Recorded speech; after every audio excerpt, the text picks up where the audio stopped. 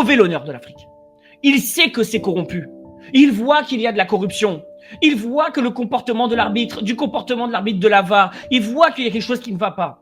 Il voit qu'on n'a pas donné un hôtel digne de ce nom à ses joueurs. Il voit qu'on les a mis en danger directement au milieu de la foule. Il voit que les supporters n'ont pas pu acheter la billetterie normalement. Il voit tout ça et il dit non, c'est trop pour moi.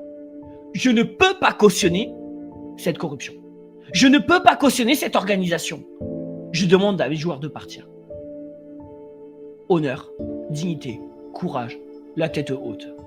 Pour moi, c'est pas la honte. La honte, c'est de rester taiseux face à l'injustice.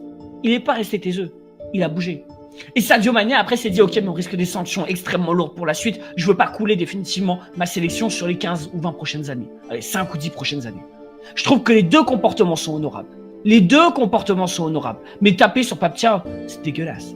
Alors évidemment, la CAF a publié un communiqué en disant « Nous condamnons le comportement inacceptable des joueurs et de certains officiels durant cette Coupe du Monde et notamment la finale. » Cette coupe, de la CAN et notamment la finale. Ah, et maintenant on nous dit, regardez bien, d'après Romain Molina qui est toujours extrêmement bien renseigné, Pape Thiaw va être suspendu par la commission de discipline de la CAF, mais reste à savoir pour combien de matchs, ça risque d'être salé aussi pour plusieurs joueurs sénégalais. C'est-à-dire que là, ils ont tellement perdu sur le terrain, que maintenant ils vont aller sur le terrain judiciaire. Que maintenant ils vont aller chercher Pape Thiaw là où ils le peuvent. Et vous inquiétez pas, il y aura aussi des sanctions contre l'Algérie pour l'histoire du Nigeria, blablabla. Ils vont aller chercher autant qu'ils peuvent ceux qui dénoncent leur organisation. On dira pas mafieuse, mais leur organisation un peu questionnable, néanmoins. Vous voyez ?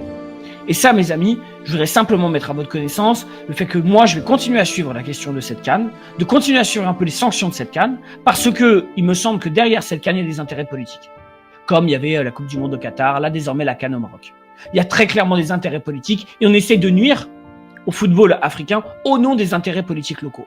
Voilà ce que c'est la vérité de cette CAN, mes amis. En tout cas, bravo au Sénégal. Vous avez été exceptionnels. On a vu les scènes de liesse à Alger, on a vu les scènes de liesse à Barbès, on a vu les scènes de liesse partout. Les gens étaient heureux de voir le Sénégal gagner. Pas de voir le Maroc perdre, de voir le Sénégal gagner. Et ça, mes amis, c'est une belle leçon de panafricanisme. En tout cas, n'hésitez pas à me soutenir